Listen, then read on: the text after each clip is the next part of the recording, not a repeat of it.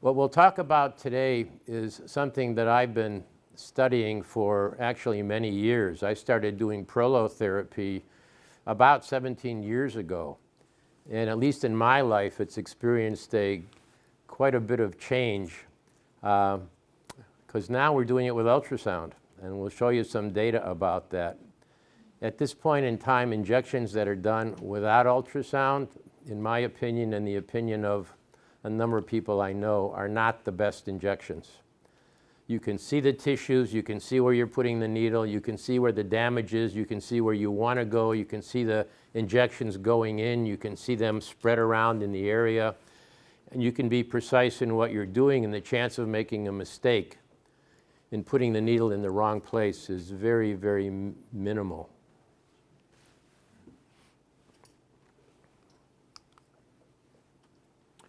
Well, what we're talking about is the human musculoskeletal system.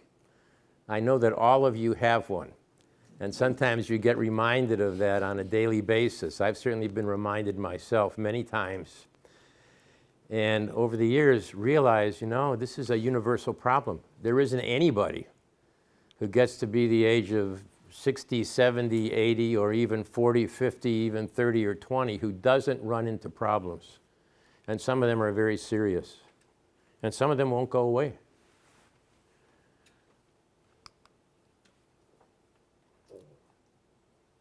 You see some of these horrible accidents that occur in the middle of a sports field, like the guy's leg breaks, or he crashes into the wall and he's gone for 6 months. These happen to normal people too, and I see lots of them after car accidents, after falls in the house, after any number of things. And they can change your life. I've had times myself when I was having some low back pain, which I don't have right now. I hope I never have it again. You get out of bed in the morning and you can hardly move.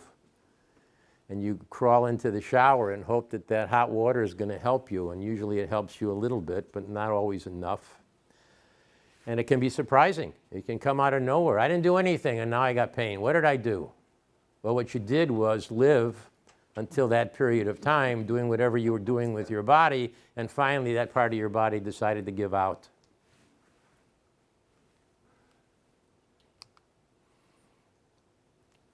Pain can be acute, like a sprain or a fracture, or the ones we're probably more interested in tonight are the chronic ones.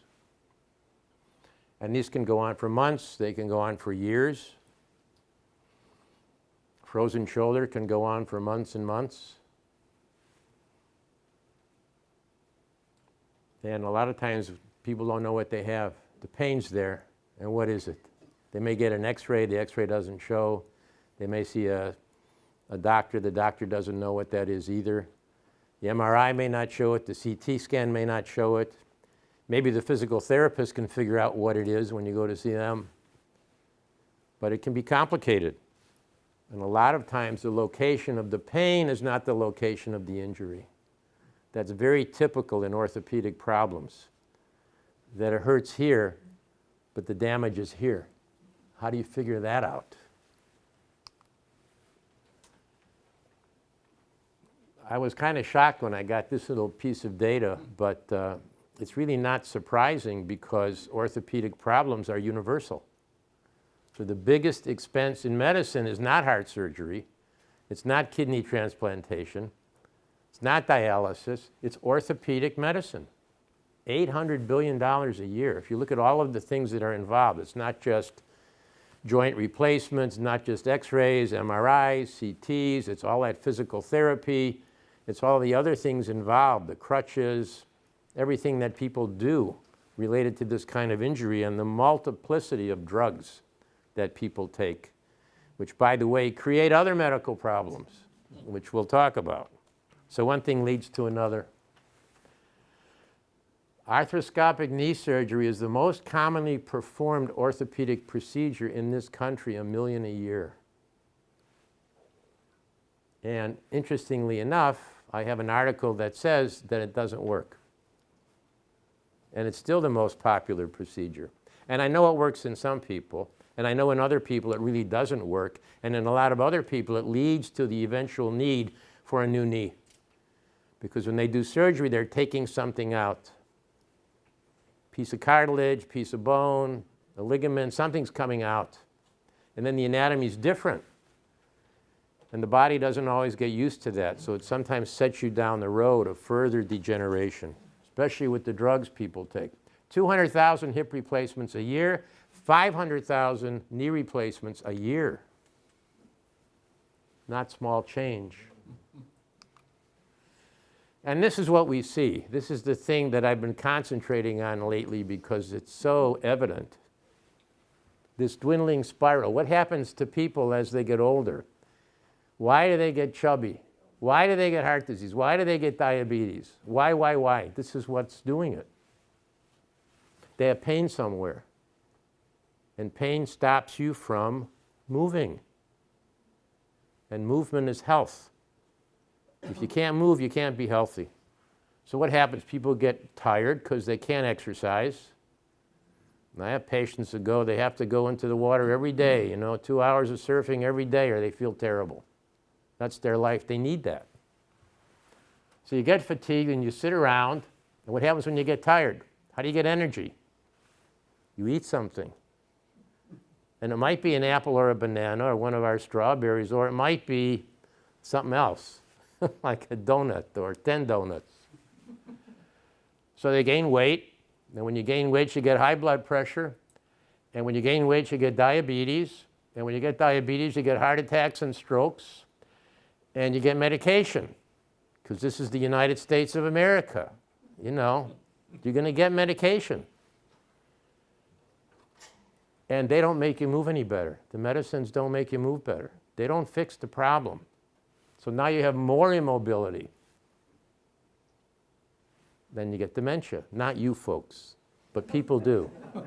You get dementia because you can't move. And one of the major treatments of dementia is exercise. It's in all the articles these days. Exercise your brain, exercise your body. The more you walk, the higher your IQ will be.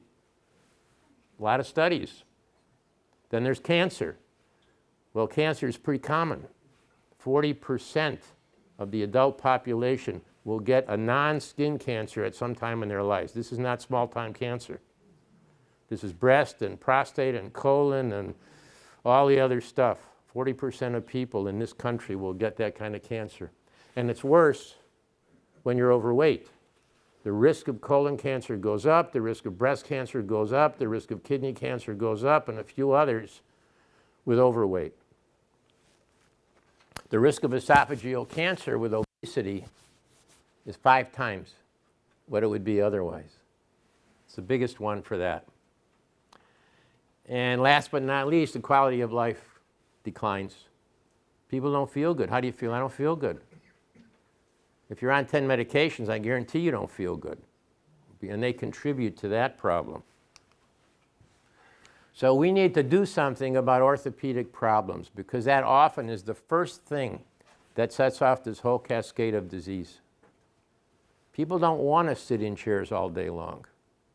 They don't want to be in wheelchairs. They don't want to be using crutches. They don't want to be immobile. They don't want to be unable to drive their car. They want to move. Everybody wants to move. But a lot of people can't. So, osteoarthritis is the main diagnosis, I guess. And that gives you pain. Where do you get it? Knees, hips, lower back. Anybody here who's never had lower back pain? There's a hand. No. I've had it 4 times. And I don't mean little lower back pain. I mean really lower back pain that was bothering me a lot. And lasted a long time. So long that you think it's not going to go away. Like 4 months. That's chronic. And luckily for me, it did go away. But I had to work on it. Neck can hurt. Fingers can hurt. Anything can hurt. Everything can hurt. And what's really going on with osteoarthritis is not that the bones are falling apart. That's what everybody thinks about and talks about is bones, and it's not the bones. Osteoarthritis is coming because the cartilage in the joint that acts as a supportive tissue is degenerating. So here's a a healthy hip, nice and smooth, and here's an unhealthy hip where the cartilage has degenerated. And what happens as a consequence of that is the anatomy is screwed up, the bones don't slide over each other like they should, and you get these spurs forming from the bone, and you get inflammation, you get fluid sometimes, you get pain. But the pain is not coming so much from the bone, it's coming from the other tissues connected with that joint. Cartilage can have a lot of pain. I know because some of our injections, we hit the cartilage and they have pain. Bone can have pain too, but the other tissues can all be very painful, and ligaments can hurt, and tendons can hurt. And those are the areas that really run into trouble first. Degeneration comes from injuries, football, basketball, auto accidents, falling down, overuse like running. I was a runner for 40 years. Probably a big mistake, but I think I would have done it over again anyway, because these things are fun, you know, you want to do them. Muscle imbalances like flexors versus extensors. If you have one area that's stronger than the other and is pulling on the other, it creates an imbalance in the joint. So the joint is no longer having forces going in all directions. It has forces going in one direction, and because of that, the cartilage starts to deteriorate. Bad posture. Well, I know nobody here has bad posture, but I see that sometimes, you know. Sit up straight, stand up straight, tuck it in, you know. Be like this, like in the military. But a lot of people do slouch, and that creates a problem. It's not just that you're like this and it sets you up for neck problems and low back problems, but you can't breathe because the lungs are being pushed in by the stomach. And if you wait too much, that makes it worse. So this lady should have some instruction. Obesity alters posture. There can be developmental joint deformity. Sometimes patients can't come in and they say, why did this happen to me? Why did it just happen to one hip and not the other? Well, it could be that the one hip was a little bit not perfect at birth. And then over years and years and years, it started to degenerate when the other one did not. But there can be other reasons. People can favor one side over the other. When there's an imbalance of things, and what physical therapists are always trying to do and chiropractors are always trying to do is create that balance, bring it back again. Because when things are off, it just leads you down the road the wrong way. Genetics, yeah, sure, osteoarthritis can be genetic. Can also be nutritional. So it's better to stay away from the foods that promote arthritis. I shouldn't say that they cause arthritis, although I've seen people. We have half a dozen people with rheumatoid arthritis, autoimmune inflammatory disease that went away with no medication, meaning the pain went away, because they changed their diets to eliminate sugar and grains and dairy, and some of them became totally vegans. And that kind of diet reduces pain. No question about it. I've seen it many times. I've seen it in myself. I get up out of a movie theater after watching the movie for 2 hours, and I'm so stiff I can hardly walk, and then I say, what did you eat yesterday and the day before and the day before? And by gosh, it was Christmas and New Year's. And it was all the bad stuff. So instantly I stop all these things, and 2 days later my pain is gone. I'm not stiff anymore. And that hasn't just happened to me once. It's happened to me many times. And my wife says, I told you. Anti-inflammatory drugs. What's the drug for arthritis? It's going to be an NSAID, anti-inflammatory, non-steroidal anti-inflammatory drug. That's what NSAID means. And it's ibuprofen, it's Aleve, it's Motrin, it's Advil, it's all of those guys. There's a whole bunch of them. They're over the counter now, right? So they're safe? They're not safe. They're very unsafe. I've seen numerous people go into the hospital with gastrointestinal bleeding because they took too much Motrin. It's very, very common. There's been articles saying that those drugs cause 15,000 deaths a year. 15,000. That was 10 years ago. So who knows what's going on now, but those are dangerous drugs. They inflame the stomach, they cause gastritis, they cause bleeding. By the way, if you're on those things, because you have to take Motrin 1,200 milligrams a day, the spirits should help you. We use this thing called IgG Protect. It's a colostrum formulation. that tends to coat the stomach and reduce the inflammation that these drugs cause. And it's very safe. I actually take some of this myself just to be nice to my stomach, but I don't take Motrin. And these drugs interfere with healing. One of the things we tell people, if you get prolotherapy or any of these other things that we do, don't take Motrin or Aleve or any of them for at least 2 weeks, and if it's stem cells, at least a month or two, because they will get in the way of the inflammatory process that heals the tissue. That's how it works. One word about osteoporosis, which has very little to do with this, except people worry about it. And they have pain and they think, well, this is my osteoporosis giving me the pain, and it isn't. Osteoporosis does not cause pain unless something breaks. And it's a thinning of the bones due to the loss of calcium. Has nothing to do with joints, nothing, and it's reversible. So we treat osteoporosis all the time. Women can get a bone density past the age of 65 every other year. Medicare will pay for it. And men, they don't want to pay for it unless you can prove they already have it. But guys get osteoporosis too, and you can reverse it by optimizing vitamin D, calcium, magnesium, staying away from sugar and alcohol, and cut down your coffee. And exercise. Osteoporosis is reversible with exercise. And hormones. Strong, strong treatment.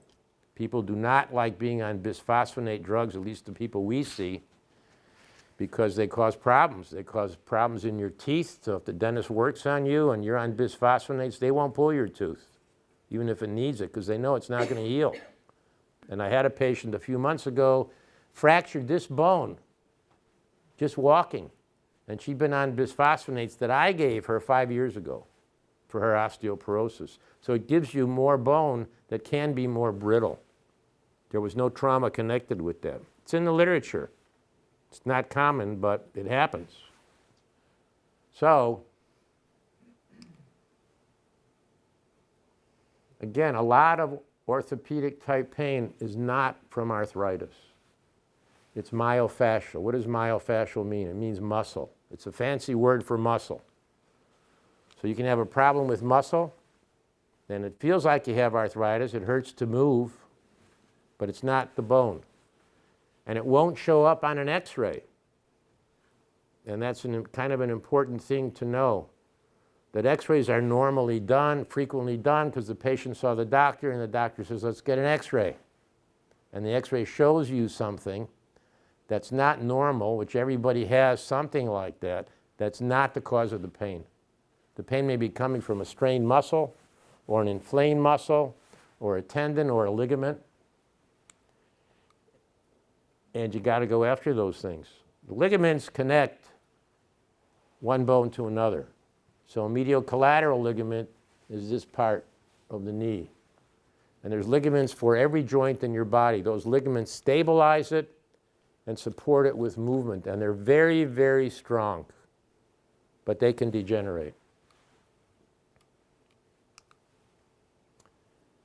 Acute problem, tendinitis. So you can have Achilles tendinitis. You can have biceps tendinitis. Acute problems happen quickly and usually resolve quickly. That's not really what we want to talk about, because tendinosis is far more common and usually more significant. Tendinosis is a gradual deterioration of a tendon. A tendon is the part of the muscle that attaches to the bone. So you've got the biceps muscle, and then you get the biceps tendon that connects that muscle to the bone. You can see it on the ultrasound. It looks different because it's thicker, it has more striations, and it's far stronger than the muscle. The ligaments are very strong. You can rupture any of these things.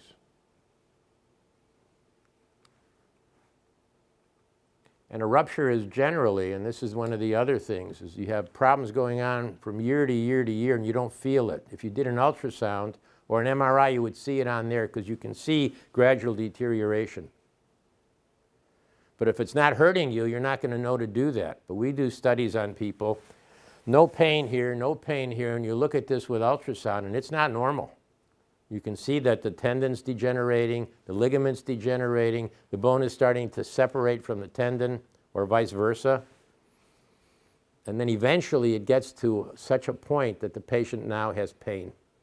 And that usually means it's advanced pretty good. It doesn't mean you need surgery, but it's not an acute problem. It didn't happen last week. It's been happening for years and years. So here's tendinosis, what we see a lot of. And it's called tendinitis a lot because tendinitis sounds nice, but it's really a tendinosis. Achilles tendinosis is gradual. People come in with enlarged and thickened Achilles tendons, have trouble walking, and you can inject it and fix it. It doesn't usually need surgery. There's tennis elbow, there's golfer's elbow on the other side. That's tendinosis. It's not a joint problem. It's the tendon problem where it's gotten thick and it's gotten degenerated and it hurts. A couple of pitfalls. Like I said, people get x-rays, now they get MRIs, now they get CTs, they get all that stuff done, right? It's fancy, but it often doesn't tell you the truth. It always finds a problem, but the problem that it finds is often not the cause of the pain. One of my back problems a few years ago, it was killing me. It went on for months. I said, I got to get an MRI. That's going to tell me what's going on. And the MRI showed that one of the discs down here was actually the wrong disc, was pushed out from the bones. I said, oh, maybe that's it. That's that disc that's pushed out, kind of extruded, is giving me all this horrible pain in my butt going down my leg. Well, it really had nothing to do with my pain. My pain was resolved with some physical therapy and massage therapy and that kind of stuff, and it went away. And a few years later, I had a CT scan done for some other reason. I don't even remember what it was.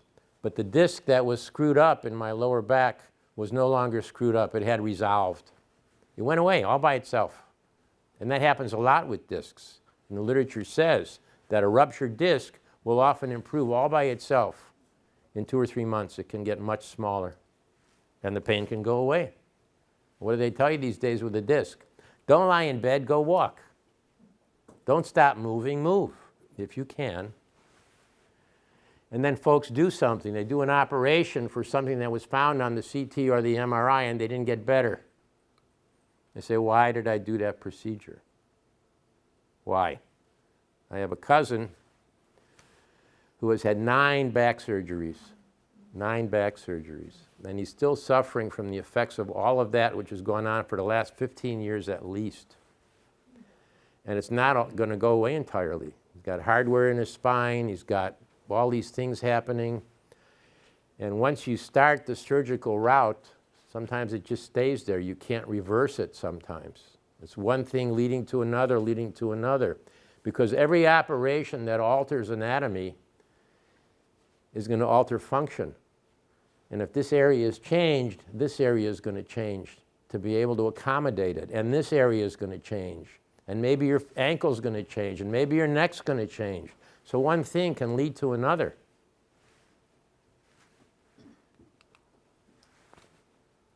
So prevention's a big deal. And stretching's a big deal. I'm sure all of you are stretching every day. And it's nice to move from one stretch to another. Try and figure out what in your body is not stretching, and those are the things you can focus on. And if you can't figure it out, go to somebody who can. Jackie's very good at telling people where to stretch. So, it's good to have that information, because if you do it on a regular basis, and one of the reasons I got hurt was because I was working out like a madman, and I was so strong and so well built and so everything that I didn't stretch. And then I got hurt because I didn't stretch. Muscles get tight, they get injured. Balls are good for stretching too. If you can't figure out exactly how to do it, you get one of these, a tennis ball or one of these other sky balls or something, and you put it against the wall and you rub up and down on that ball. And you will feel tender points there. Those are your tender points. And they will stretch and they won't be tender anymore if you do it enough. And you can do necks, you can do backs, you can do shoulders, you can do almost everything with these balls. Massage therapy important, physical therapy important. Trigger points can be eliminated with therapy, and trigger points can be there otherwise for years, really. A trigger point is a part of a muscle that's gotten really tight. And sometimes you can see it on an ultrasound. And what happens is blood can't get in because the muscle's tight, and waste products can't get out. So you kind of have a little sludge pot sitting in the middle of your muscle, and it's not getting energy, it's not getting oxygen, it's not getting nutrition, and it's in pain. And it gives you pain, and it goes elsewhere. Like I said, a trigger point can be here and give you pain here. And they can recur. One of my big problems with my back was this muscle down here. The soleus muscle was giving me pain up here. The soleus didn't hurt me. How can that be? When the guy started working on it, it was exquisitely painful. I said, what the heck is that? He says, that's this giving you this. Common. Everybody has trigger points. You all have trigger points. If we, went after you real hard, we'd find one. We won't do that. Okay. Diet we talked about a little bit. Again, this is good for repetition. Sugar's the worst. Dairy products are second. Wheat is third. Other grains may be there too. And they increase pain and they increase stiffness in just about everybody. So if you're having a problem with pain, I would consider making a dietary change and see what happens. You will know within 2 to 4 weeks.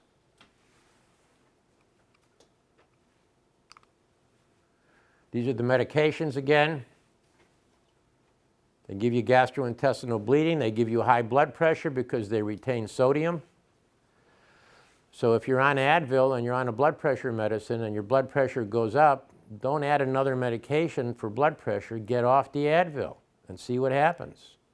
And stay out of those restaurants that have salt all through their foods. That goes on, it's ubiquitous. It's all over the place around here and probably everywhere in the country. Restaurants salt their food so they'll taste better. And it'll raise your pressure. Heart failure can come from Advil. Liver disease can come and kidney disease can come. Isn't that enough to make this something that's no longer over the counter? But it's over the counter. You can have all you want. Don't worry about it, but worry about it. Steroids are used a lot. We use them even ourselves sometimes for injections for severe acute injury pain. But they're not really good for you. Steroids, Kenalog, will reduce inflammation, but they do not promote healing. They actually block healing. So the inflammation that normally is used to heal something is blocked by the steroid, and it doesn't heal, just the pain gets less. But 10 years down the road, someone who's been getting steroids on the football field, for instance, like they always give these guys, maybe they don't anymore. They probably still do.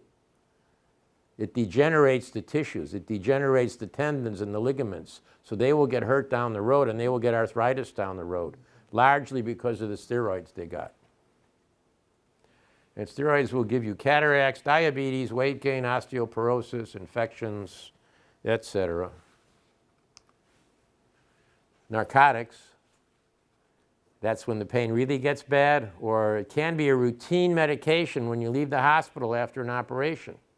Probably every patient who gets a new hip or a new knee or a new whatever is sent home from the hospital on narcotics. And it gets repeated and it gets repeated, and it's the most common cause of narcotic addiction in this country by doctors. And it's really common, and I've read that it's the most common cause of addiction, period. More than growing up in the wrong school or being with the wrong group of guys. Avoid narcotics. Tylenol helps, it's not very strong, and it's the most common cause of suicide in Great Britain. So it also is toxic and over the counter, and you can have all you want. Don't have it, although we use it for a few days at a time. Natural products we use for pain. And these work. There's an item called Inflicare Plus we have, has boswellia, has turmeric, which reduces pain, cayenne pepper. There's another one, Osteovantive, has undenatured collagen, so it helps build tissue. And some called iso-alpha acids from hops, anti-inflammatory. And there's another one we've been using mainly for autoimmune diseases like rheumatoid arthritis. This SPM Active is extracts from fish oils. Pretty good for reducing inflammation. Virtually no side effects.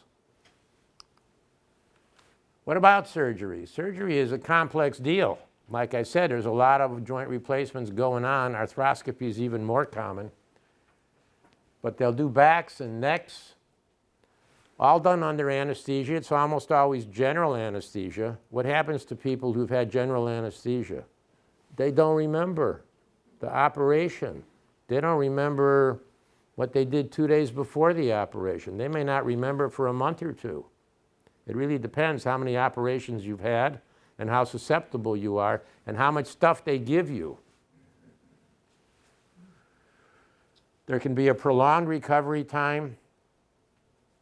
Shoulder surgery, it's going to take you months. No matter what they do, it's going to take months. Knees are supposed to be fairly quick, but they often are not. Hips are the best. If you're going to have a replacement of a joint, do a hip. It's the easiest to get over.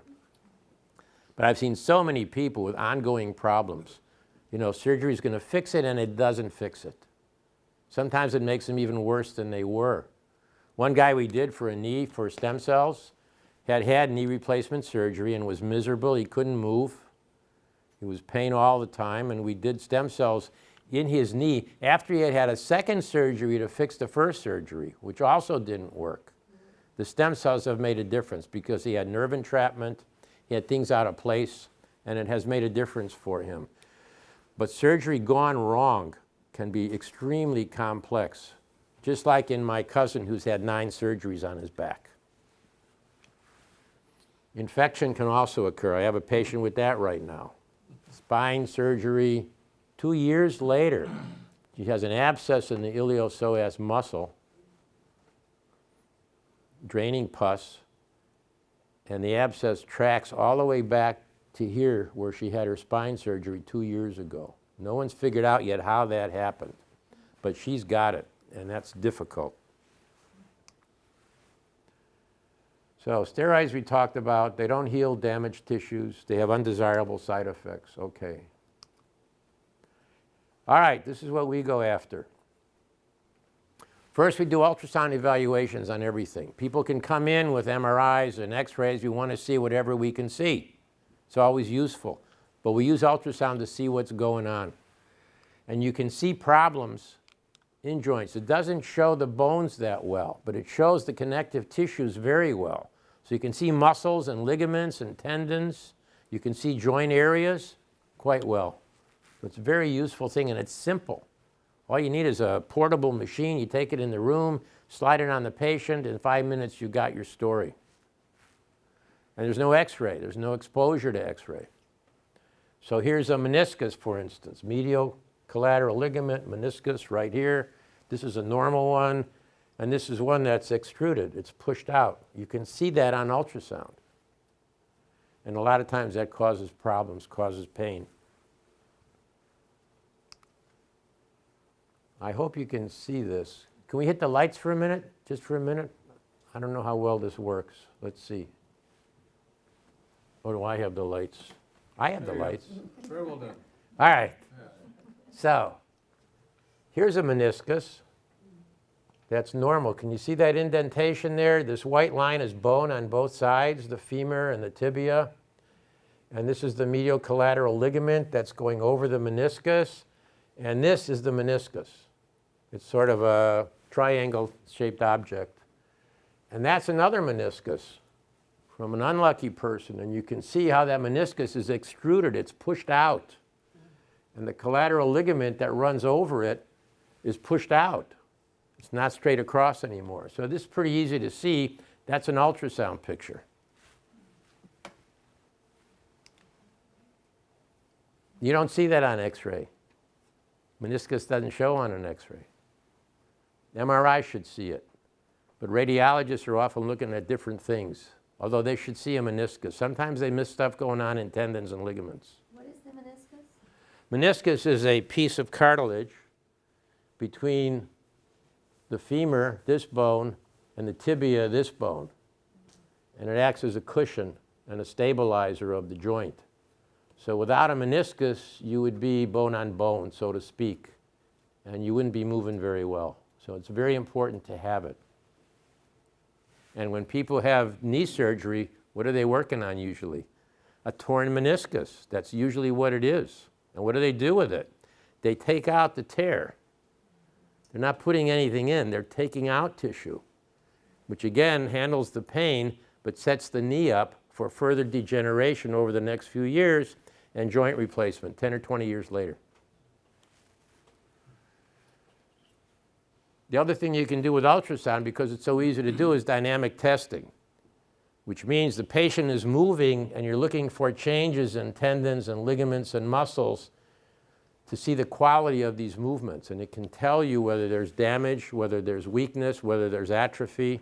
It's a useful tool. You can't get that with MRI because a patient MRI is not accessible. They're all inside.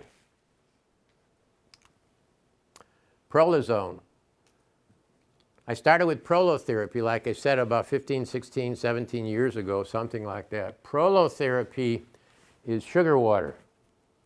Prolo stands for proliferative. It's to grow tissue. But you're basically using sugar water, dextrose, in solution, along with procaine. Some people use lidocaine, put some vitamins and minerals in there. That's the injection material. And you put it in the areas that are damaged, and it sets in motion a healing process, which usually goes on for about 2 or 3 weeks, and you can heal tissues with it. Prolozone, the ozone is ozone. Ozone is a gas that's made out of oxygen. So you have an oxygen tank, a tube goes into a machine, the machine applies an electrical charge to the oxygen and turns it into ozone. O2 becomes O3. O3 ozone is a very active and very powerful molecule. You can smell it like crazy in very low concentration. So we're using it in the millionths of a part when we do injections with it. But you can put it through the same needle, even though it's a gas. You can put it right through that needle, right into that joint or ligament or tendon, and you can see it spreading out in the area that you've injected it. It's kind of a beautiful thing to see. It's almost like a tiny atom bomb, but it's not a bomb, it's ozone. We give ozone in lots of different ways. We have intravenous ozone, we have rectal ozone, we have ozone creams. You can use ozone to kill infections like bacterial infections. We've used it for skin infections and ulcers on the skin. It can be a very powerful tool. This is for injection. What does it do? Prolozone together will increase energy production, will increase oxygen utilization. That's the ozone part. And as I said, the ozone kills bacteria and viruses. We have never had an infection with an injection. It's never happened with us.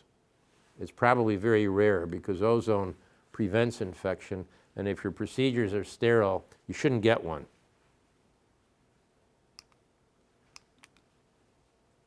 All right, lights.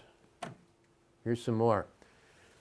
This is just a joint that's full of fluid. This is a knee again, and we tap knees usually from up here. So this whole black area is fluid that's not supposed to be there in the knee joint or above the knee joint. It comes from the joint and it goes up this way. And the needle that we put in is this guy. This white line is going into the area where the fluid is, and now we're sucking out that fluid and throwing it away. And at the end of the procedure, you can see that the amount in there is much, much less. So it's kind of neat to see. And if you didn't have ultrasound, you wouldn't know.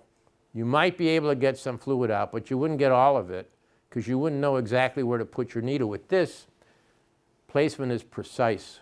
Within a millimeter, you know where that needle is. So we inject everything that looks abnormal. We inject everything that hurts, that's tender, and that looks abnormal because it's easy to do. So we do a joint that'll be not one spot just into the shoulder joint, which a lot of people used to do. Maybe some still do. But if you have ultrasound, you can put it into the supraspinatus, the subscapularis, the this and the that. You go into the joint space itself. So oftentimes we'll do 3 or 4 injections when we're treating one joint area. So you can cover those things. So knees, hips, shoulders, lower back, neck, ankles. This is an ankle. Plantar fasciitis, Achilles tendonitis, tennis elbows, wrists, fingers, TMJ. That's a nice one. That works pretty well. I had a lady, she was going to go to Ohio or Missouri to some specialist for her TMJ that refused to get better. I said, just give me a chance. One shot each side. Didn't have to go. All right, what's this one? Can you see this tear? This is interesting. This is a subscapularis, I think, tear right over here. And that space, that dark split there, is the tendon that's separated. This guy has a big tear in there. And we did Prolozone on this fellow, which you thought maybe it'll work, maybe it won't, because it's pretty big. But shortly thereafter, what is this, 2 months later or so? The tear is still there, but it's about 90% less, 80% less. It's much, much smaller. And I think that was just one injection. Maybe it was two. But his pain was also much less. Prolozone, there's no downtime. You know, we don't recommend going out and parachute on anything or, you know, don't do anything crazy, but you can do normal daily activities. There's no downtime. You don't have to go to bed. It takes 2 to 3 weeks to do what it's going to do. Then you can repeat it. So a lot of times, come back in 2 weeks, we'll do it again. Come back in 2 weeks, we'll do it again. And we can do it again until the pain is gone or until the patient feels, I don't think I need this now. If it doesn't do anything in 3 treatments, we don't do anymore because it's not going to work. Mm-hmm. But most people will improve. For knees, I'd say it's 80 to 90%. That's probably the best result we get, maybe 90%. It's very high. And other areas are sometimes more complicated, but it's well over 50%. In general, I think it's about 80% respond to Prolozone. And the effects can last a long time. They can last weeks, they can last months, or they can last years. You may not need to do it again. Or you may have another area some other time. That's what usually happens. Platelet-rich plasma is another type of injection we've been doing for 4 or 5 years, I think.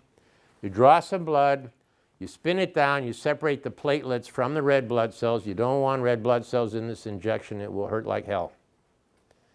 And you separate most of the white blood cells, but the lymphocytes you want to keep in there. And you can use a process for separation that will give you the platelets, the plasma, and the good lymphocytes. And you inject that.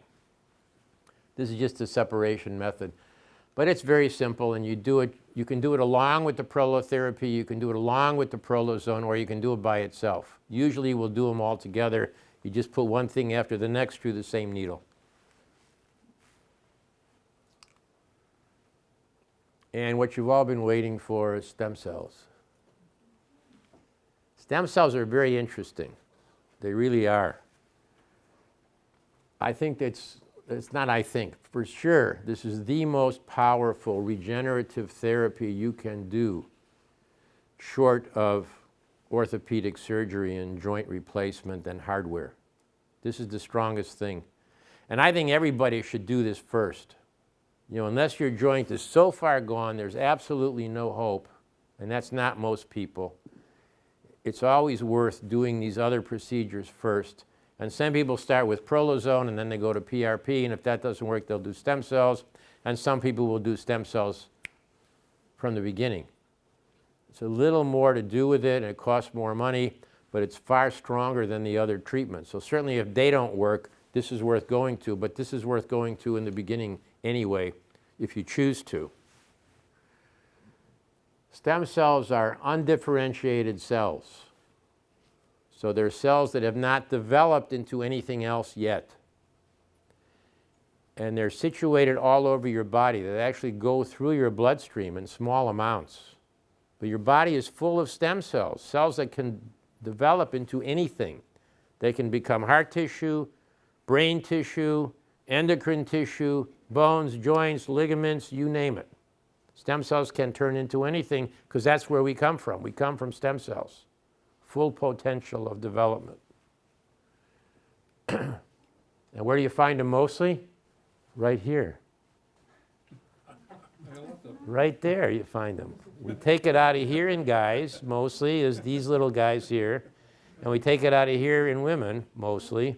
Or you can get it from here also if you need to.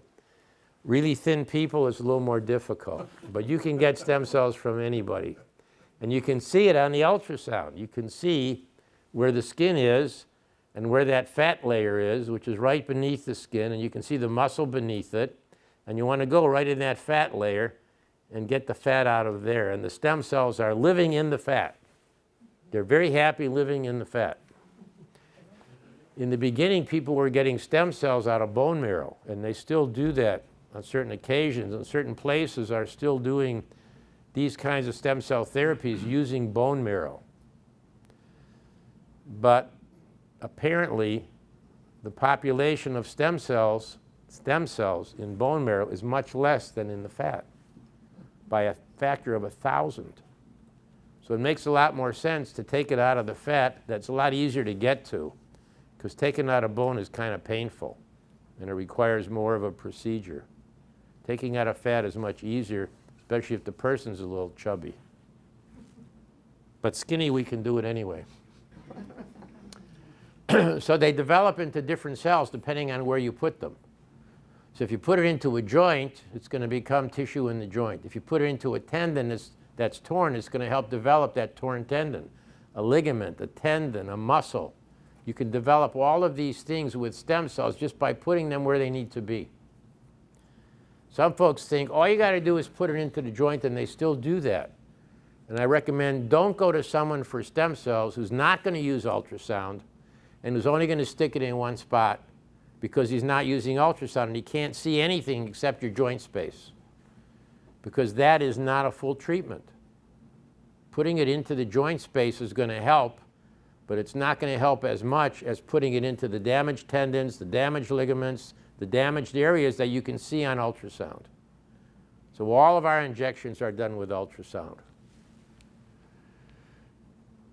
Stem cells are called stromovascular fraction because really it's not just stem cells. You have other things in there. When you put a cannula into the fat, which is a tube with holes in it, and you're going like this and sucking out the fat, you're not just getting stem cells and fat. You're also getting growth factors. You're getting that whole architecture of the fat, which fat has an architecture, and you're pulling that out too in minute amounts. And all of that acts as sort of a structure for the stem cells to be in and do their work. So it's kind of a complicated aspirate that you get. It's not just stem cells that you're using.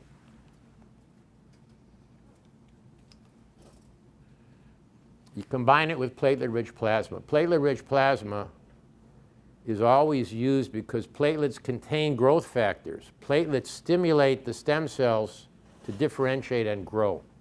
So it's always done with platelet-rich plasma. So you draw the blood, you get the fat out, you separate the stem cells from the fat, and then you mix that with your platelet-rich plasma, and what you have then is what you inject.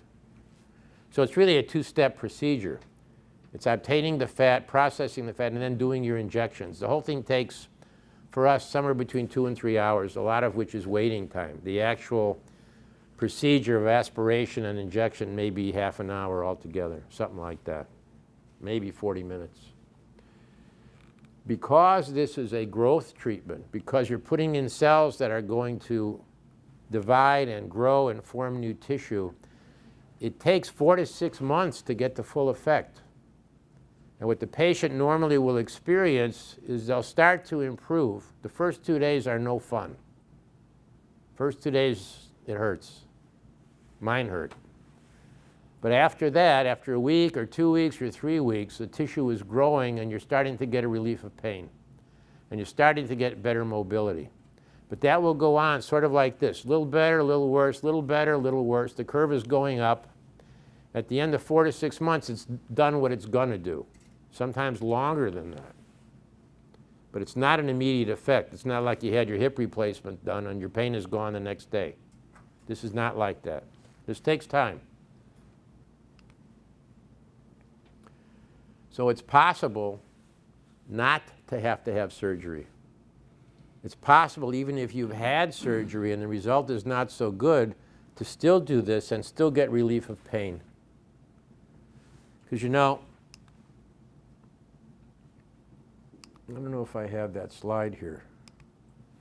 When they do a knee replacement, what they're replacing is the end part of the femur and the proximal part of the tibia. They take those two pieces out. They're about this big, each of them. And they're putting in metal, titanium or something like that, that they drill into the bone, each of those two bones, and the patella, which covers the knee, they put a pad of some sort of plastic there, and that's the knee replacement. But there is no effort to do anything with tendons, ligaments, or muscles. They don't touch those things. So if there's a problem here, it's not going to be changed by the surgery, not directly. This is the last thing we started working with, which is placental matrix. You know, they've talked about embryonal stem cells, that you like kill the fetus and take the cells and use that. Well, it's illegal in the United States, certainly. But this kind of stuff, placental matrix, woman has a baby, cesarean section, healthy baby. They take the placenta from that pregnancy and extract the stem cells from the placenta, because the placenta has stem cells in it too, and growth factors. And you can take that stuff and process it and use that for an injection.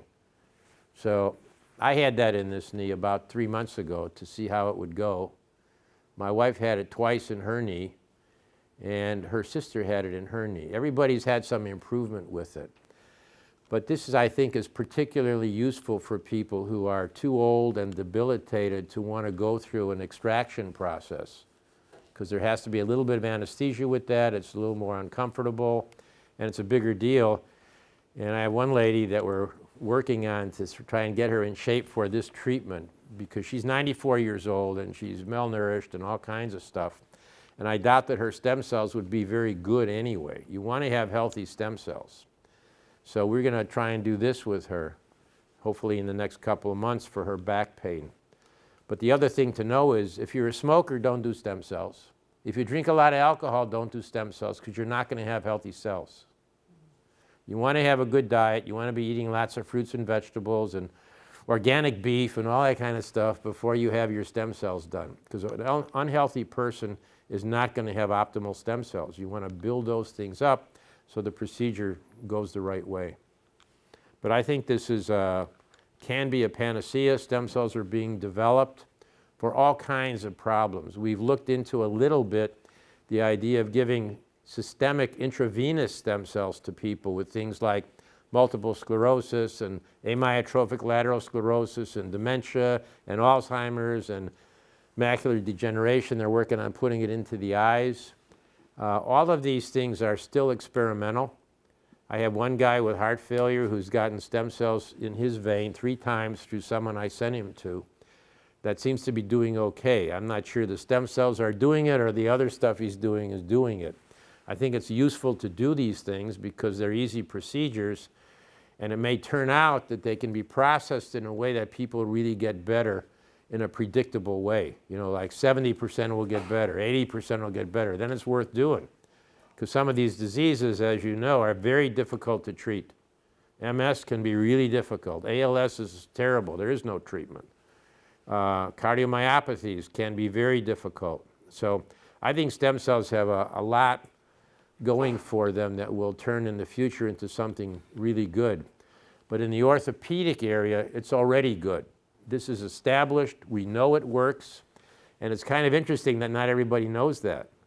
You know, if everybody knew that, and if the orthopedists were on board, which most of them are not, they'd be doing stem cells. Why aren't they doing stem cells before they put in a new knee or a new hip? Well, I can guess the answer to that. Insurance doesn't pay for it. Even though, that's one good reason. Yeah, that's probably a very good reason. Maybe if insurance paid for it, there'd be a lot more. There would be a lot more, yeah. It is paid for in Europe in a couple of places. We met some people at a conference that the National Health Service was paying for it. I don't know how much they were paying. In this country, stem cells will cost, depending on where you do it, probably somewhere between $4,000 and $8,000, depending on who's doing it and how complicated the procedure is. For us, it costs somewhere between $5,000 and $7,000. If we do a hip or a knee, it's going to be $5,000. If we do a back, it's going to be $7,000, because it's far more complicated to do that. You need more injections. It's more of a deal. But again, if it solves the problem and it keeps you out of the operating room, I think it can be a wonderful thing, and it's getting more and more established in this country. How much is PRP? That's variable. For us, it's around $500-600 because you have to process that. Yes? And are the orthopedists that got left hanging, are they not moving into stem cell therapy in the numbers you would expect because it is just something more they have to learn, or it's not as profitable, or? Yeah, well, it certainly is. It works better, I suppose, to replace a joint and get paid for that than to get involved with all of this. But it's more than that. You know, most doctors are ethical people. They want to do the right thing. They want to help people. And it's new enough because the stem cells for orthopedic stuff with the ultrasound is really only in the last 5 to 10 years. The ultrasound equipment wasn't that good back then. What we have now is really good. And it's easy to work with. But you got to learn ultrasound. So the orthopedist has to learn ultrasound, you know, and you have to learn how to do the injections. You have to learn all of these things. And doctors don't have a lot of time. You know, they're busy and they're called upon, and it's hard to make yourself get into something that's totally new and make it work. But there are docs who are doing it, and there are some who are very good at it. And they're still in the forefront of this kind of thing, but there's not that many of them. I expect there's going to be a lot more. You know, I think the physical medicine and rehabilitation doctors ought to be doing this, and most of them are not. Prolotherapy is such an easy procedure, although still I think you need ultrasound. But ultrasound is still kind of new. You know, there's not a lot of people using ultrasound for their injections. And I think the guy I trained with who comes and works with us once a month, we do stem cells. He works with us to evaluate the tissues, where we want to put these needles, this kind of thing. He thinks it's not ethical to do these procedures without ultrasound and counting the cells that you're putting into somebody, because we do that too. We have a lab, we take a piece of the specimen that we're using, a liquid, send it to the lab, and it tells you how many cells you have per cc. So if you have 10 million per cc or 8 million and you're putting in 10 cc's, you put in 80 million cells or 100 million cells. We know that. We can do that testing. Not everybody does that. There's places offshore in the Bahamas where you can take these cells and grow them, which is not legal in the United States. In the US, whatever you get that day, you got to use that day. You can't freeze it, you can't refrigerate it, you can't grow it. You got to use it right then. But in the Bahamas and some other places where these hospitals exist, they can do that. They can take your stem cells, give you a treatment, and save some of it for the next 100 years and grow it. And the next time you go there, they can take some of that and inject you again. I don't know much about it. I know that it exists. In Europe, some places can do just about anything they want. But, you know, we have this available here. It's very, very useful. I think it's very effective in most cases. And I'm glad it's here. I enjoy working with it, and we've had a lot of patients who have done well with it. We have a friend with MS. Is there any chance that this stem cell could be helpful at this point in time of our knowledge? I have stories, thank you. I have stories from people who have had intravenous stem cells for MS and had miraculous improvements. I kind of believe it when I see it, because you hear about a lot of things that maybe are real and maybe aren't. But there's a lot of stories like that. So it's quite possible that there's a group of people who get MS who would respond to stem cells. I know of a place in Chicago where I went to med school. They developed a stem cell program for people with relapsing and remitting MS. So better, worse, that kind of MS. Not slowly progressive where you're just downhill all the way. But they were doing stem cell infusions, and they are, in patients after destroying the bone marrow. So they'll take the stem cells out and they'll wreck the bone marrow with chemotherapy and then give the patient back those stem cells, IV, and they're improving MS. They might even be curing it. But these are in patients who were severely ill. I mean, you got to be sick to be willing to have your bone marrow destroyed, because you can die from that. But they have responded. They have a very high response rate. I tried to get a patient there a few months ago with MS, but she wasn't in the right group. She didn't qualify for it. Is that at Northwestern Medical? Yeah, Northwestern. Yeah. So pretty interesting. You know, these kinds of things, any procedure that's out there is going to be used for every disease that can't be treated. That's the way we work, right? If you can't treat it, we got to do something. Whether it's a cancer or an MS or a cardiomyopathy or ALS or whatever, we're going to do something. Whether it works or not is another story, but you're going to do something. Yeah, I know someone who had stem cell treatment for Parkinson's disease and had remarkable results with it. Mm. Cool. You know, they didn't used to cover MRIs except for brains, like 20 years ago. Yeah, So yeah. I have great hope that there'll be lots more stem cell therapy. Yeah, I'm sure there will. It's too easy. And cover it. Yeah, yeah, that'll be another, I don't know what Mr. Trump's going to say about that, but we'll see. I think it will happen someday. Yeah. In doing the matrix procedure, does that benefit as well, doing PRP with it?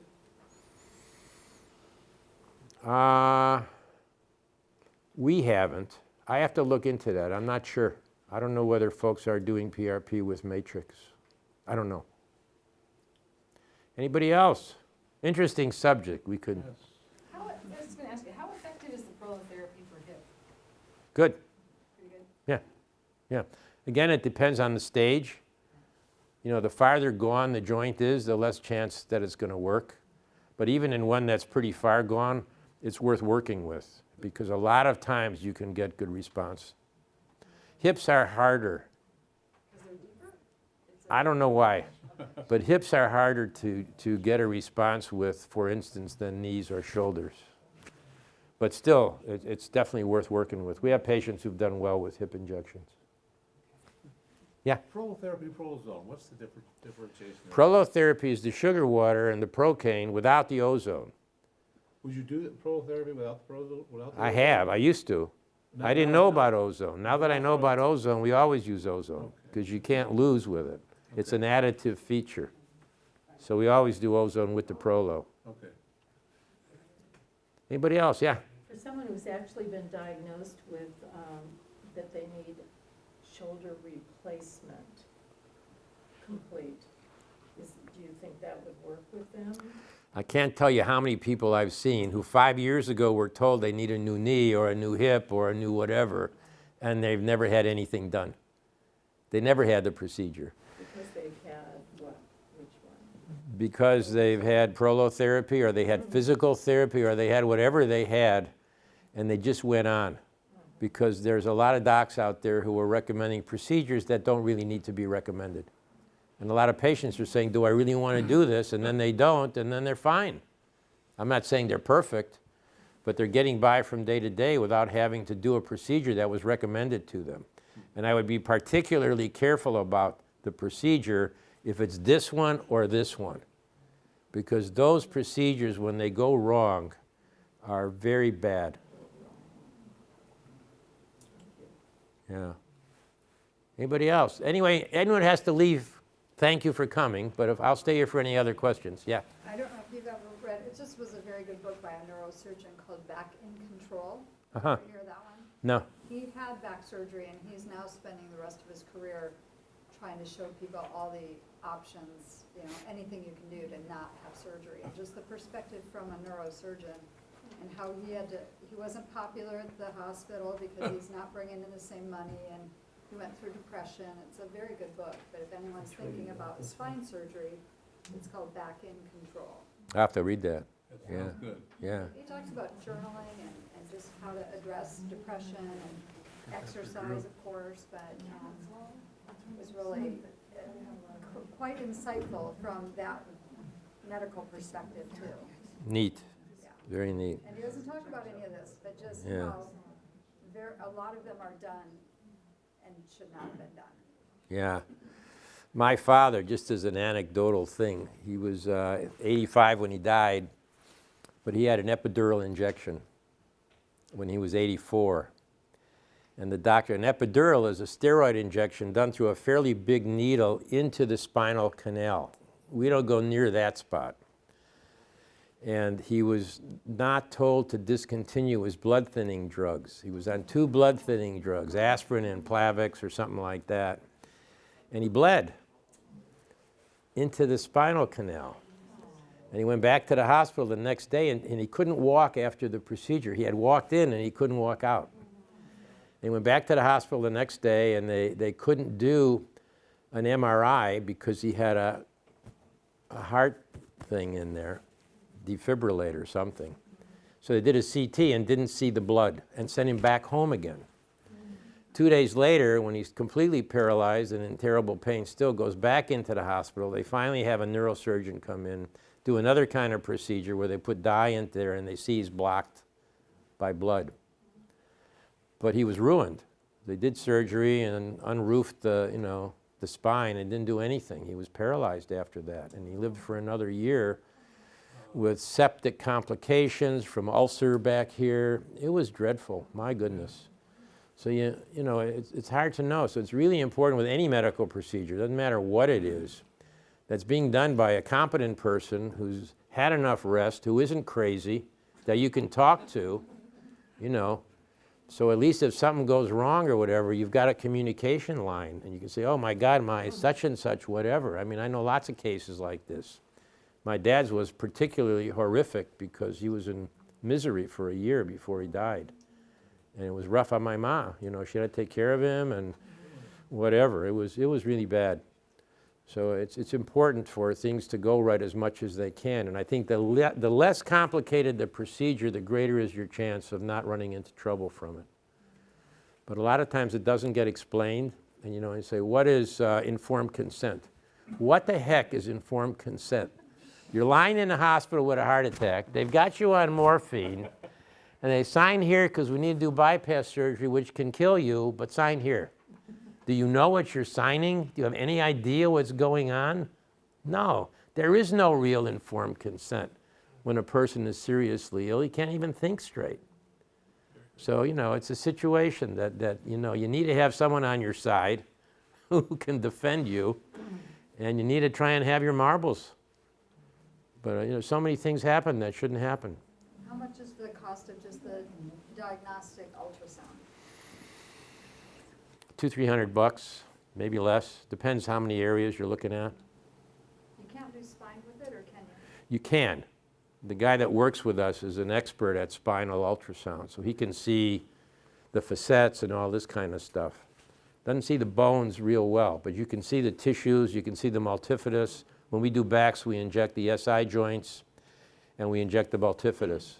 And a lot of people do well. Then a couple of years ago, they said no, so that's, the machines are getting better. Oh yeah, they're good. There's some very good machines. Yeah. I'll just give a testimonial. I had Prolozone injections from Dr. Sosin in my ankle, and it is much, much, much better. How long did it take? Well, I had 4 different Prolozone injections over a span of maybe 5 months. And where I am right now, it's much better. And I had an MRI last year, and I had tendinosis plus severe arthritis in 2 joints and moderate arthritis in 2 joints. So there was a lot going on. And I had been having pain off and on for about 5 years, and it had gotten to the point where I was having difficulty walking. And now I can walk miles and miles. Cool. Yeah. That's cool. Yeah. I mean, it's not perfect. Yeah. I still want to get back to sports like pickleball, things where you change direction really fast, and I'm just in the process of testing it to see how that works, but I'm very happy with it. How nice. Yeah. Thank you. Appreciate it. Anybody else? All right. Have some fruit. Thank you for coming.